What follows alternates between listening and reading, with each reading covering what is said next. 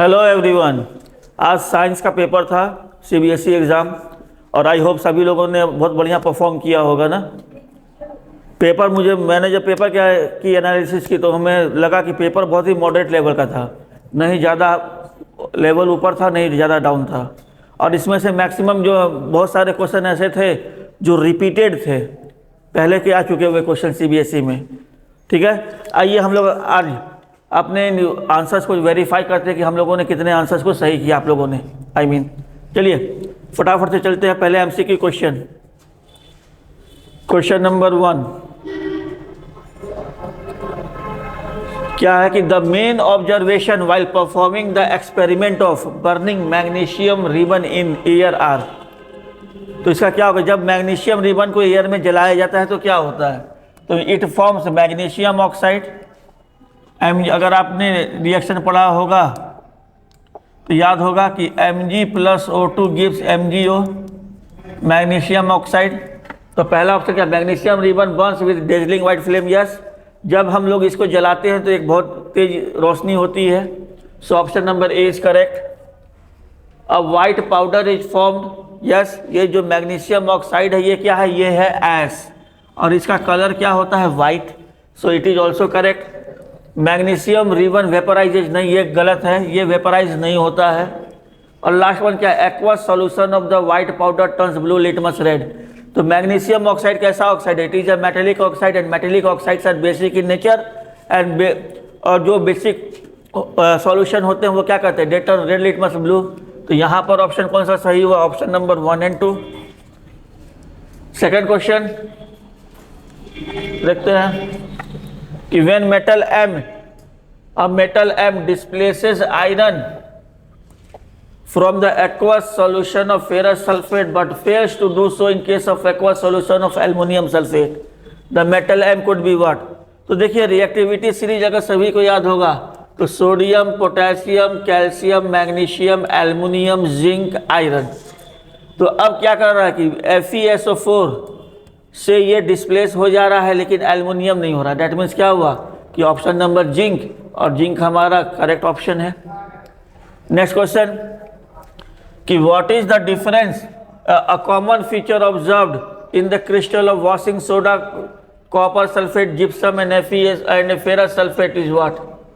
तो देखिए ये जितने भी कंपाउंड हैं, washing soda formula Na2CO3 10H2O, अगर इनके केमिकल फॉर्मूले को लिखें, copper sulphate CuSO4 5H2O,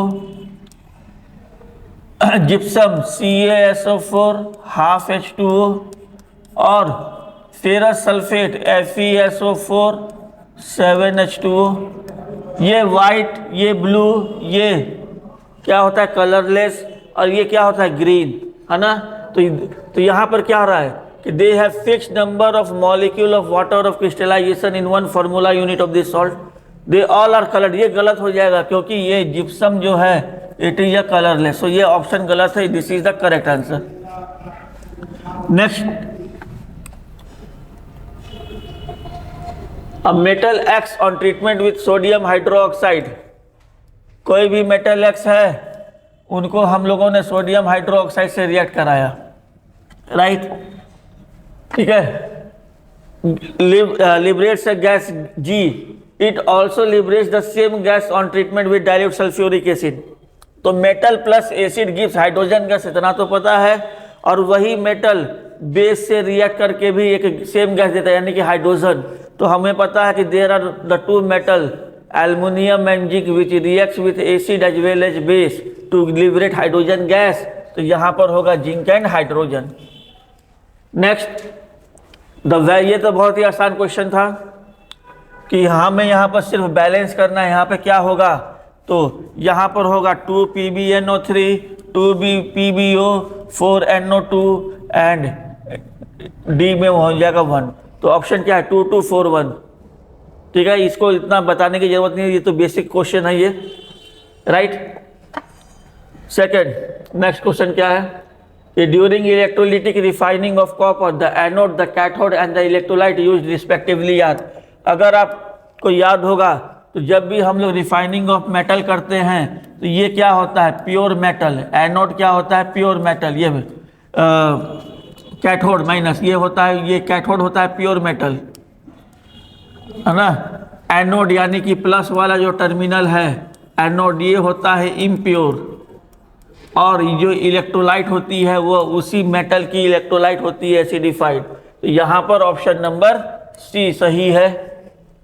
next, if we make carbon skeleton with 4 carbon atom तो the 2 different possible skeleton will be what. तो देखिए ये जो क्वेश्चन है कार्बन चैप्टर का क्वेश्चन दिया गया था सीबीएसई के द्वारा, और पूछा गया कि इसमें जब लिंकिंग होगी तो कौन 2 अलग अलग स्ट्रक्चर बनेंगे। तो सिंपल सी बात है, एक हमने लिंकिंग की स्ट्रेट चेन और एक हमने ऐसे लिंकिंग कर दी। यहाँ पर क्या हो गया, ये इनका डबल बॉन्ड आ जाने से क्या, ये डबल बॉन्ड सॉरी, ये जो ये क्या हो गया, ये कहला गया ब्रांच चेन और ये कहला गया स्ट्रेट चेन। बाकी सारे स्ट्रेट चेन हैं, so option number B is correct. Next question क्या है कि listed below are the steps of nutrition in amoeba, select the sequence of this step. तो ये आपको याद होगा कि न्यूट्रिशन इन अमीबा में सबसे पहले क्या होता है, तो सबसे पहले formation of finger like temporary existence, फिर क्या होता है फूड वैक्यूल का फॉर्मेशन होता है, फिर क्या होता है कॉम्प्लेक्स सब्सटेंस का ब्रेकिंग डाउन होता है। तो ये option number B. Next question क्या है, तो यहाँ पर स्ट्रक्चर ऑफ ब्रेन दिया हुआ था और पूछा गया था अबाउट व्हाट इज एक्स। ये जो पार्ट है ब्रेन का, यह किस एक्टिविटी को कंट्रोल नहीं करता है ना। तो ये हंगर का कंट्रोल नहीं करता। हंगर तो हमारे पेट से रिलेटेड है ना, बाकी salivation, vomiting, blood pressure, these are all control by the head. और हंगर ही एक ऐसा चीज है जो ब्रेन कंट्रोल नहीं करता है। नेक्स्ट क्वेश्चन क्या है कि the mode of reproduction in spirogyra and planaria are, ये तो सभी जानते होंगे, इसका ऑप्शन क्या होगा, तो फ्रेगमेंटेशन एंड रीजेनरेशन। ठीक।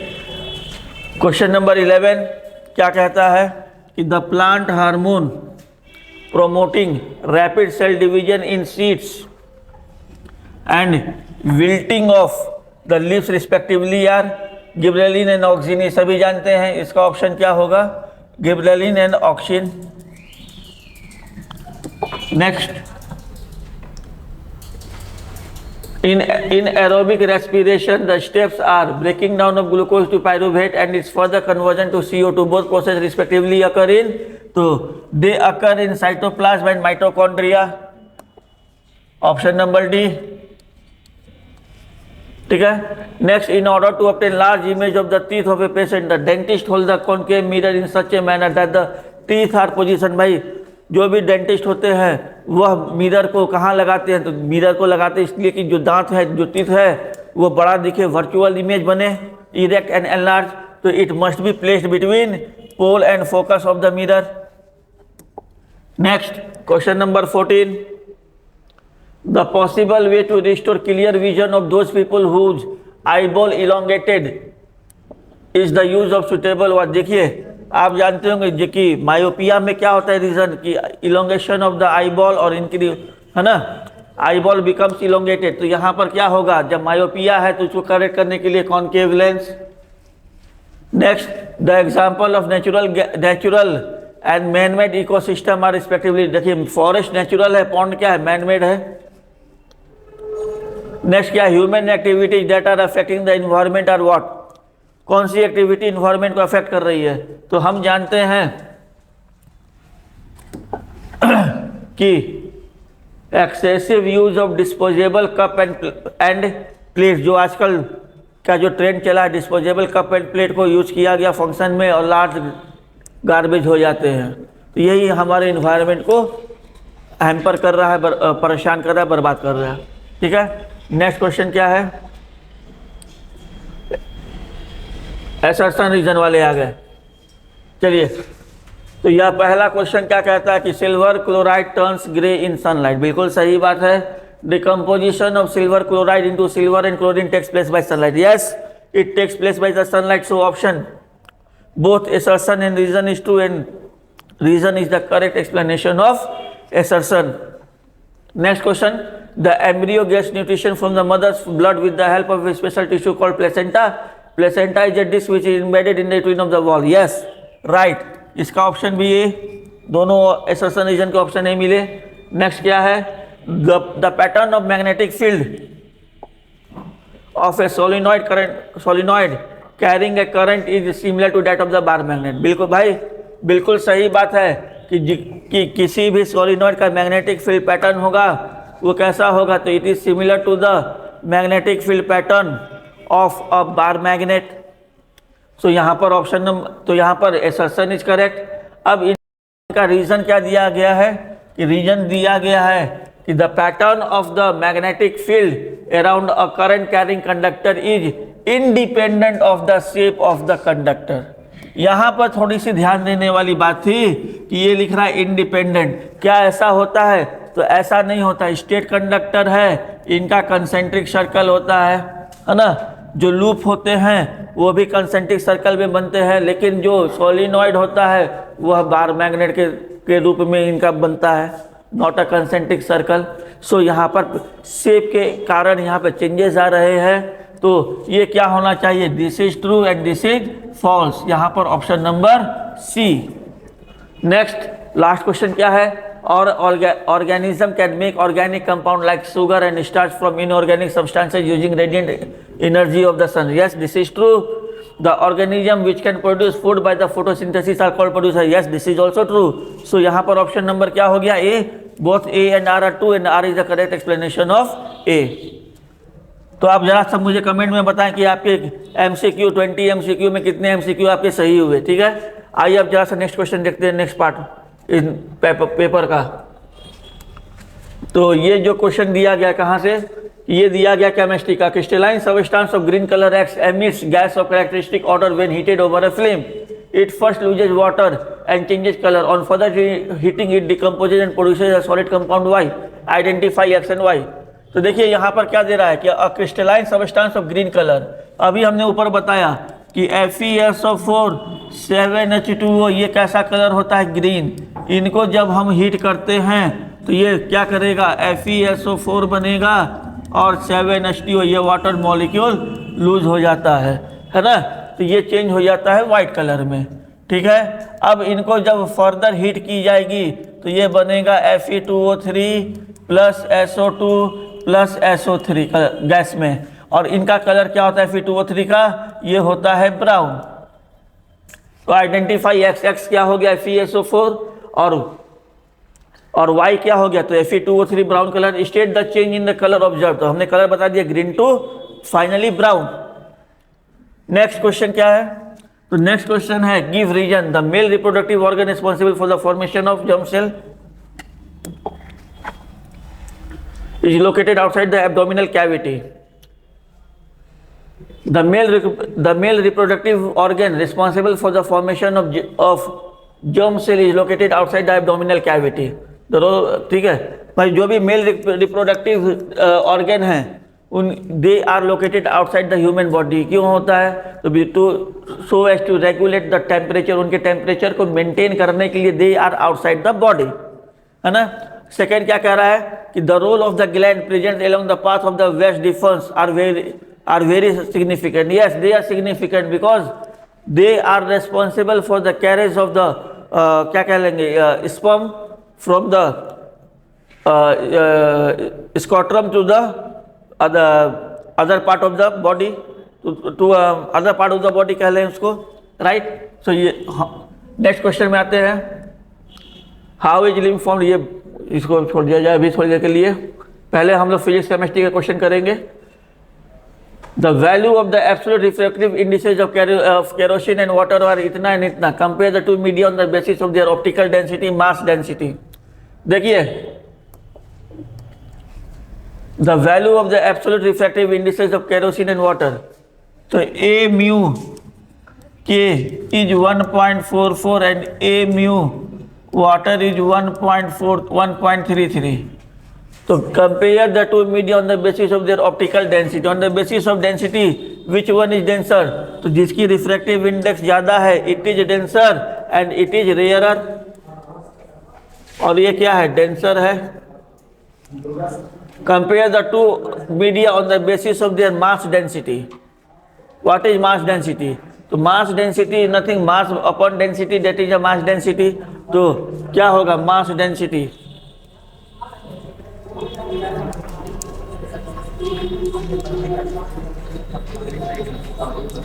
ठीक है, तो यहाँ पर compare the two media on the basis of their mass density, relative speed of propagation of light. Mass density पर कंपेयर करना है। तो मास डेंसिटी के अभी इसको देखते हैं। अभी पहले ये देख लिया जाए कि relative speed of propagation of light. तो हम ये जानते हैं कि जो भी मीडियम रेयर मीडियम होगा वहाँ पर speed of light it will be maximum, और जो डेंसर मीडियम होगा वहाँ पर स्पीड ऑफ लाइट होगा मिनिमम। तो यहाँ पर हम लोगों ने इनको बता दिया कि इसके अंदर मिनिमम स्पीड होगी और इसके अंदर मैक्सिमम स्पीड। अब मास डेंसिटी की बात करते हैं। Compare the two media on the basis of their mass density. तो मास डेंसिटी के ऊपर हम क्या बताएं, देखिए ये एक डेंसर मीडियम है और एक ये रेयर मीडियम है। तो डेंसर मीडियम है तो they have large number of particle. तो जब पार्टिकल का नंबर लार्ज होगा, जब डेंसिटी ज़्यादा होगी, तो हम जानते हैं density is equal to mass by volume. तो इनका मास भी बढ़ेगा। So it has the higher mass density and it has the lower mass density. हो गया बात। चलिए नेक्स्ट क्वेश्चन की तरफ चलते हैं। क्या कह रहा है कि state two application of Joule's heating in domestic electric current. State two application of Joule's law of heating. इनका दो एप्लीकेशन बताना है। तो हीटर में होता है, आयरन में होता है, गीज़र में होता है, इलेक्ट्रिक ओवन में होता है, बहुत से इसके एप्लीकेशन है ना। Establish the relationship between the commercial unit of energy and the SI unit of electrical energy. तो देखिए भाई ये क्या है, तो ये SI unit of electric energy is joule और commercial unit is kWh kilo watt hour. इनमें relationship 3.6 into 10 to the power 6 joule होता है। 1 kWh 1 kWh is equal to 3.6 into 10 to the power 6 joule. कैसे हो गया जरा देख लिया जाए। 1 kWh can be written as 1000 watt into 3600 second. It is equal to 36 into 10 to the power 5 watt second, which is equal to joule। तो 3.6 into 10 to the power 6 joule हो गया। 1 kWh बराबर 3.6 into 10 to the power 6 joule. Determine the total resistance of the parallel combination of the three resistance of 2, 4 and 6 ohm। Parallel के लिए पूछा गया है तो 1/r is equal to 1/2 plus 1/4 plus 1/6। ये सभी ने कर लिया होगा। ये 12 हो जाएगा। 2 6 जा 12, 4 3 जा 12, 6 2 जा 6 9 2 11। तो ये कितना आ गया, R इज इक्वल टू 12/11 ओम। ठीक है, नेक्स्ट क्वेश्चन। बायो वालों को भी हम लोग हटा देते हैं, पहले करेंगे फिजिक्स और केमिस्ट्री के। Right the chemical formula of washing soda. तो भाई सभी लोग जानते हैं कि वॉशिंग सोडा का केमिकल फॉर्मूला क्या होता है। तो इनका होता है Na2CO3 10H2O। ये कैसे बनता है, it is obtain from the baking soda. तो बेकिंग सोडा क्या हो गया, NaHCO3 हो गया। अब इनको हीट कीजिए तो क्या मिलेगा, Na2CO3 प्लस H2O। अब इस Na2CO3 को 10 वाटर मॉलिक्यूल के साथ रिएक्ट करा देंगे and we will get Na2CO3 10H2O। Washing soda तैयार हो गया हमारा। ये पूछा गया था। ठीक है, अब नेक्स्ट क्वेश्चन देखा जाए। List two uses of washing soda. Washing soda का यूज कहाँ होता है, तो कपड़े धोने में होता है, पहला यूज है। Na2CO3 का पहला फर्स्ट यूज कहाँ है, तो it is use in the washing of cloth. Second use कहाँ पे होता है इनका वॉशिंग सोडा का, फटाफट से कमेंट में बताइए। नेक्स्ट, हाँ देखिए ये थोड़ा सा क्वेश्चन था, क्या ये चेंज किया गया है। एनसीईआरटी से ये वाले क्वेश्चन को लेकर के चेंज किया गया है। एनसीईआरटी में जो क्वेश्चन था क्या दिया हुआ था कि यहाँ पर क्या है, ऑयल की जगह पे यहाँ पर वाटर था, ऑयल ऊपर था, और यहाँ पर वाटर को गायब करके ऑयल को रख दिया गया है। तो अब जरा सा बताएं कि किन में रस्टिंग होगी और किन में नहीं होगी। देखा जाए यहाँ पे यहाँ तक ऑयल है, यहाँ पर मॉइस्ट एयर है, तो इतने पार्ट में रस्टिंग नहीं होगी, लेकिन इतने पार्ट में मॉइस्ट एयर है तो यहाँ पर रस्टिंग होगा। यहाँ पे देखिए whole of the metal is dipped inside the oil so no rusting. यहाँ पर भी रस्टिंग नहीं होगी क्योंकि यहाँ पर ड्राई एयर है। कंडीशन फॉर रस्टिंग क्या होती है कि presence of moisture, presence of oxygen and metal. तो यहाँ पर क्या है, मॉइस्चर की जगह पे ड्राई एयर है, so no rusting, no rusting, वहाँ पर रस्टिंग होगी। चलिए नेक्स्ट क्वेश्चन की तरफ चलते हैं। So the formation of aluminium nitride. भाई ये तो बोला गया है हमें इलेक्ट्रॉन डॉट स्ट्रक्चर बनाने के लिए एल्युमिनियम 13283 होता है, इनका ऐसे कर लें एल्युमिनियम, क्योंकि एल्युमिनियम का इलेक्ट्रॉनिक कॉन्फ़िगरेशन 3283 होगा। नाइट्रोजन कितना होगा तो 2 और 5। नाइट्रोजन को स्टेबल होने के लिए 3 इलेक्ट्रॉन की ज़रूरत है ना। तो ये एल्युमिनियम क्या करेगा, अपने तीनों इलेक्ट्रॉन को डोनेट करेगा, ट्रांसफ़र करेगा। तो जिसके कारण से क्या हुआ, Al+3 बना N-3, और ये दोनों मिलकर के अपोजिट चार्जेस Al(N) बना लिए aluminium nitride.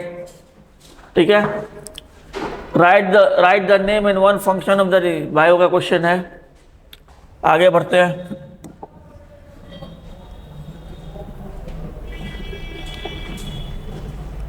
The power of the lens is -0.25 diopter. You based on this information find out the type of lens.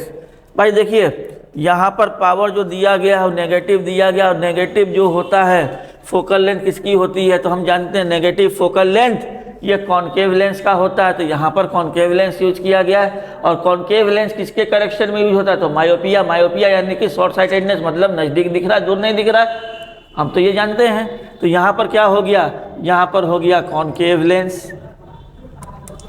The type of defect क्या हो गया, मायोपिया।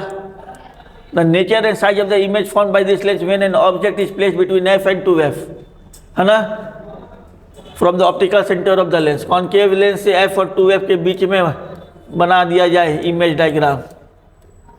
तो कॉन्केव लेंस में सिर्फ 2 ही केस होते हैं, इनफाइनाइट एक somewhere on the principal axis.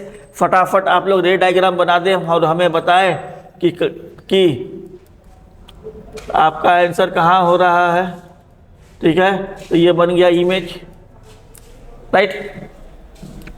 बहुत ही आसान क्वेश्चन इस बार सीबीएसई ने पूछा है। वैसे कोई बात नहीं कि किसी भी क्वेश्चन में दिक्कत होनी चाहिए किसी को भी। द रेजिस्टेंस ऑफ द, ये थोड़ा सा न्यूमेरिकल एक दे दिया गया रेजिस्टेंस से, इनमें हम लोग थोड़ा कैलकुलेशन कर देते हैं कितना आएगा। तो we know that R is equal to ρL/A होता है। रो की वैल्यू कितनी दी गई है, 44 इंटू 10⁻⁻6 इंटू लेंथ निकालना है L/A, A हो गया πr²। तो L कितना हुआ यहाँ से, L is equal to R की वैल्यू कितनी हो गई, 7 इंटू 22/7 इंटू रेडियस कितना 0.01 इंटू 0.01 डिवाइडेड बाई 10 की पावर +4 मीटर। सेंटीमीटर स्क्वायर को हमने डिवाइड करके मीटर स्क्वायर में कन्वर्ट किया, इसलिए 10⁴ से डिवाइड किया गया। और R ये हो गया R into A by into rho की वैल्यू को रख दीजिए कितनी है, 44 इंटू 10⁻⁻6, राइट। तो ये कितना हो गया, ये हो गया 7 इंटू, ये 7 कट जाएगा, 22 दूना 44, कितना बचा 0.01 इंटू 0.01 इंटू 10⁻²/2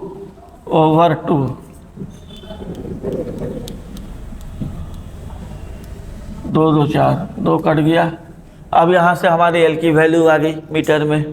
ठीक है, list two precautions to be taken to avoid the overloading of domestic electric circuit. भाई ओवरलोडिंग को अवॉइड करने के लिए क्या हमें क्या प्रिकॉशन लेना चाहिए, तो सारे इक्विपमेंट्स को एक साथ न जलाएं ताकि ओवरलोड ना हो। पहला प्रिकॉशन, ओवरलोड इसी कारण होता है कि जब हम लोग मल्टीपल इलेक्ट्रिकल डिवाइस को at a time switch on कर देते हैं, तो दिस शुड बी अवॉइडेड। और बोला गया है दो प्रिकॉशन। और दूसरा प्रिकॉशन क्या होगा, तो दूसरा प्रिकॉशन ये होना चाहिए कि अगर हम जो इलेक्ट्रिकल डिवाइसेस यूज कर रहे हैं, अगर हमें जलाने की है ज़रूरत, तो हम we will switch on those electrical devices which have the low power rating. High power rating जैसे AC है इनको यूज ना करके हम लोग फैन वगैरह चलाएं तो we can avoid the overloading, है ना। चलिए नेक्स्ट क्वेश्चन की तरफ चलते हैं, section number D. What is mean by the term homologous series of a carbon compound. ये सभी जानते हैं homologous series are the series in which the successive in which the all the member of the series is represented by the same general formula and the successive member differs by the CH2 group। इसको कहते हैं homologous series, है ना। write the molecular formula of any two consecutive member of the homologous series of ketone। Ketone के लिए हमें दो member के लिए फॉर्मूला लिखना है, तो हमने लिख दिया भाई पहले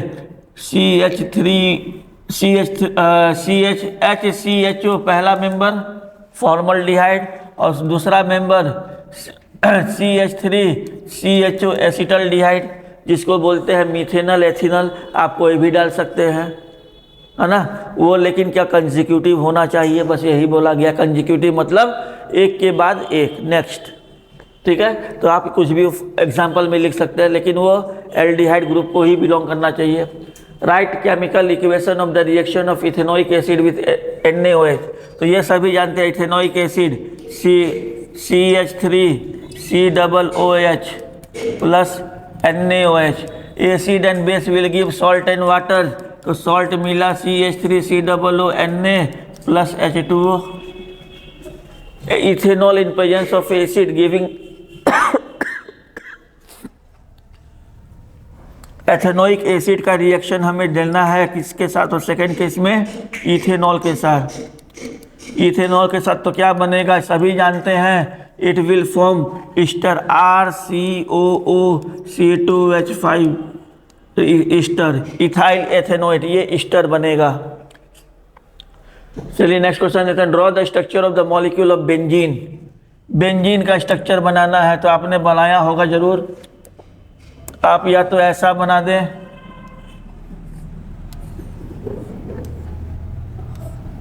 या आप ऐसा बना दें,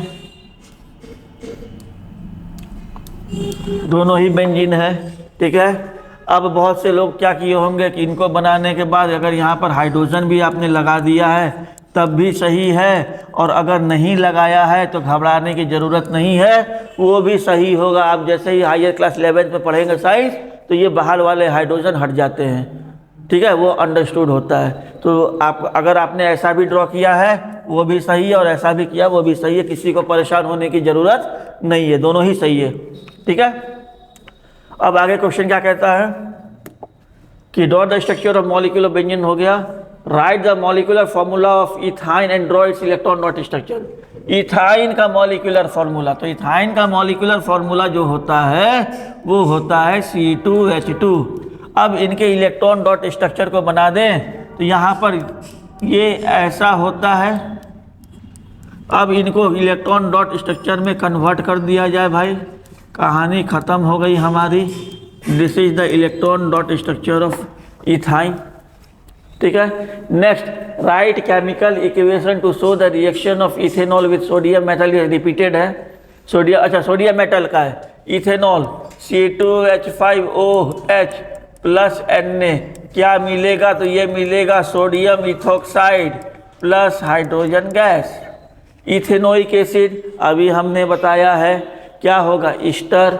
एसिडिफाइड पोटेशियम डाइक्रोमेट, इथेनॉल को एसिडिफाइड पोटेशियम डाइक्रोमेट के साथ हीट करेंगे तो क्या होगा, it will convert into ethanoic acid. यहाँ पर क्या इथेनॉल है C2H5OH, है ना, और इनको हीट करना है पोटेशियम डाइक्रोमेट सॉल्यूशन के प्रेजेंस में Cr2O7, तो ये बन जाएगा इथेनोइक एसिड।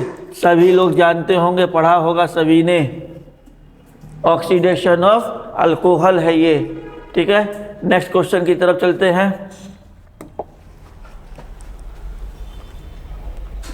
चलिए, observe the following diagram and compare speed of light. पहला दूसरा optical density of 3 media ABC and also give justification for your answer of any one of the two cases in terms of the refractive index. चलिए फटाफट analyse करके करते हैं हम लोग। तो इसमें क्या कह रहा है, कि observe the following diagram and compare speed of light. हमें ए बी सी यहाँ पर 3 मीडियम दिए गए हैं सी बी ए। अब हमें स्पीड ऑफ लाइट को कंपेयर करना है। तो वी नो कि स्नेल्स लॉ क्या कहता है या रिफ्रैक्शन का रीजन क्या है कि whenever light passes from one medium to another, if it moves towards the normal that medium is denser, if it move away from the normal that medium is rarer. तो अब जरा फटाफट से बताया जाए कि देखिए ये नॉर्मल और ये नॉर्मल, तो यहाँ पर इस नॉर्मल से दूर ये क्या हो गया, रेयरर। हमने सी को आइडेंटिफाई कर लिया रेयरर मीडियम। बी क्या है और ए क्या है, यहाँ पे देखा जाए बी और ए में कोई, हमें जहाँ तक लग रहा है कि बी और ए में कोई भी चेंजेज नहीं आ रहे हैं according to the diagram. It is a straight line, rather it is a straight line, या थोड़ा सा चेंज हो रहा है तो ये it is slight denser, it is क्या होगा, denser, slight denser and it is rarer. या अगर कोई चेंजेज नहीं है तो both medium are same and it is the rarer medium, these are the denser medium and it is the rarer medium, ऐसे भी लिख सकते हैं। नेक्स्ट क्या है क्वेश्चन कि redraw the path of ray of light through the 3 media if the ray of light starting from medium A falls on the medium B। क्या कह रहा है कि redraw the path of ray of light through the 3 media if the ray of light starting from medium A falls on medium B obliquely and the density of the medium B is more than that of A and C। यहाँ पर ये B है, it is more denser, mu B is greater than mu A। तो क्या होगा, light रे ए से आके बी में जा रहा तो it will bend towards the normal, ये हो गया है ना। सेकेंड क्या है, the rays falls normally from A to B. जब नॉर्मल में होगा तो सभी जानते होंगे कि it will pass undeviated without any refraction, so ये हमारा हो गया। नेक्स्ट क्या है question, analyze the following observation table showing the variation of the image distance with object distance in case of a convex lens and answer the following question without any calculation। इसमें calculation नहीं करना है और हमें इस table को analyse करके answer करना है।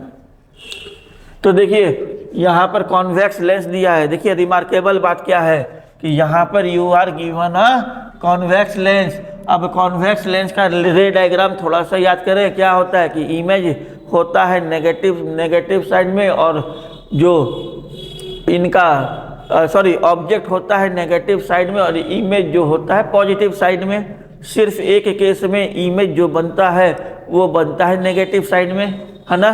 कब, जब हम लोग ऑब्जेक्ट को पोल और फोकस के बीच में रखते हैं। तो यहाँ पे ऑब्जेक्ट डिस्टेंस रखा गया 15 सेंटीमीटर पे, इमेज बनता है 60 सेंटीमीटर पे। बाकी सारे तो हमारे क्या है, ये पॉजिटिव वाले केस है कॉन्वेक्स लेंस के और एक है नेगेटिव वाला केस, ठीक है। तो अब हमें क्या बताना है, इन डायग्राम को ऑब्जर्व करके determine the focal length of the lens, give reason for your answer. अब इनका फोकल लेंथ निकालना है ना। तो किसी भी एक डाटा को हम कैलकुलेट कर लेंगे 1/f बराबर 1/v माइनस 1/u, उससे फोकल लेंथ आ जाएगा।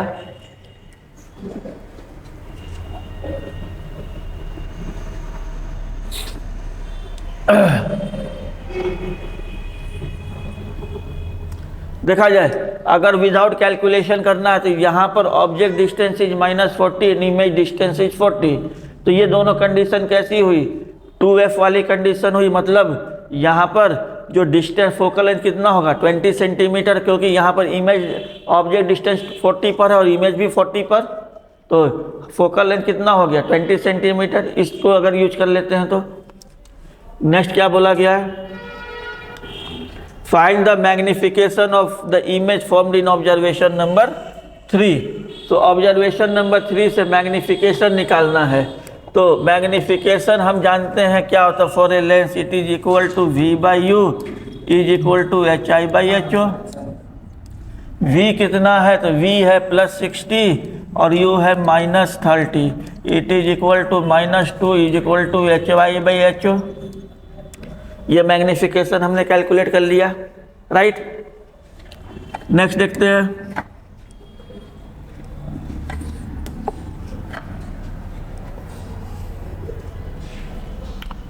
The numerical value of the magnification in case of the observation 1 and 2 is same. List the two differences in the images formed in these two cases. देखिए ये थोड़ा सा conceptual question दिया गया था यहाँ पर। क्या कहता है कि जो हम लोगों ने मैग्निफिकेशन निकाला है 1 एंड 2 में, पहले केस 1 का मैग्निफिकेशन कितना होगा, तो केस 1 का magnification HI/HO is equal to 2 और इनका जो मैग्निफिकेशन होगा HI/HO इज इक्वल टू 15 ये 4 होगा और ये भी 4 होगा माइनस का, सभी जान रहे हैं। तो ये कह रहा है कि इनकी न्यूमेरिकल वैल्यू तो सेम है, 4 है, लेकिन इनके इमेज में दो डिफरेंस बताएं।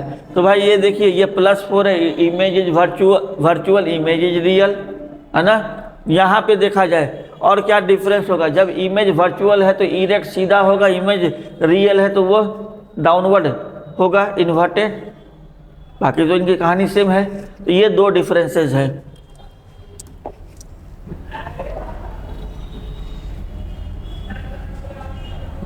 चलिए सेक्शन ई के क्वेश्चन क्या है। The combining capacity of various element depends upon the number of the valence electron, right. Also, the reactivity of the element is expressed as the tendency to attain a completely filled outer shell, that is to attain a noble gas configuration. This may be either through gain of electron or loss of electron or sharing of electron. An element A has atomic number 16. कोई भी element A है, इनकी atomic number 16 मतलब 286 configuration, तो valence electron 6 हुए, है ना। How will it attain it's nearest noble gas configuration. इस 16 को 18 बनाना है तो नियरेस्ट आर्गन 18 288 को मैच करना है, आर्गन 18 288 इसको मैच करने के लिए ये क्या करेगा, तो इट विल आइदर एक्सेप्ट और गेन इलेक्ट्रॉन और इट में शेयर इलेक्ट्रॉन, यही दो तरीका होता है ना। तो इट में आइदर गेन इलेक्ट्रॉन और इट में आइदर शेयर इलेक्ट्रॉन, ठीक है। Right the number of the single bond and double bond in the molecule of butene. Butene के केस में कितने सिंगल बॉन्ड और डबल बॉन्ड होंगे, फटाफट से बताएं। तो देखिए भाई ब्यूटीन का स्ट्रक्चर सभी को पता होगा क्या होता है, तो ये होता है ये ब्यूटीन, ये हाइड्रोजन। तो डबल बॉन्ड कितने हैं, एक है डबल बॉन्ड। सिंगल बॉन्ड 3 2 5 1 6, पहले ये 3 2 5 1 6 3 9, 9 डबल बॉन्ड 9 सिंगल बॉन्ड और एक double bond. Explain the formation of molecule of ammonia using electron dot structure. भाई सिंपल क्वेश्चन पूछा गया था, अमोनिया 5 1 2 3 4 5 H 3 है, H 3 है, हो गया इलेक्ट्रॉन डॉट स्ट्रक्चर अमोनिया का 8, है ना। Why does carbon share this valence electron with the other atom of carbon or with the atom of other element? देखिए ये क्या, ये बहुत ही सिंपल क्वेश्चन था, कॉन्सेप्चुअल थोड़ा सा। रादर कार्बन शेयर क्यों करता है, तो कार्बन के एटॉमिक नंबर 6, तो due to the small size of the carbon, इनको एटॉमिक रेडियस कम है, तो it rather prefers sharing of electron, है ना। ऑल्सो क्या है, इनके वैलेंस शेल में 4 इलेक्ट्रॉन है, तो वी कैन नॉट ऐड और रिमूव मोर देन 3 इलेक्ट्रॉन। क्यों होता है कि भाई adding of more than 3 electron requires large amount of energy. और अगर सपोज करें कि इस कार्बन ने रिमूव कर दिया 4 इलेक्ट्रॉन को, लूज कर दिया, तो क्या होगा, कार्बन के पास, इनके पास प्रोटॉन का नंबर ज़्यादा, इलेक्ट्रॉन का कम, और इसकी वजह से क्या होगा, due to the large number of proton and less electron the atom will not exist. यह जो क्या होगा कि इनकी एटॉमिक रेडियाई जो है सो डिक्रीज होने लगेगी, इसलिए यह शेयर करता है। इतने सिंपल क्वेश्चन सीबीएसई ने पूछा। आई होप आप लोगों को ये सारे कॉन्सेप्ट समझ में आए होंगे और आपने अपने आंसर को टैली कर लिया होगा। आप मुझे कमेंट में जरूर बताएंगे कि आपके कितने आंसर सही हो रहे हैं। आपने जो ये एग्ज़ाम दिया जिससे ये हल्का पेपर था, आई होप कि आपके नेक्स्ट पेपर भी जो आने वाले हैं वो भी अच्छे जाएं, वो भी बिल्कुल मैं बता रहा हूँ कि बिल्कुल ही आसान पेपर आएगा। आप बस कूल माइंड होकर के, जैसे आपने साइंस में परफॉर्मेंस दिया है उसी तरीके से अदर पेपर में भी परफॉर्मेंस दें। Thank you.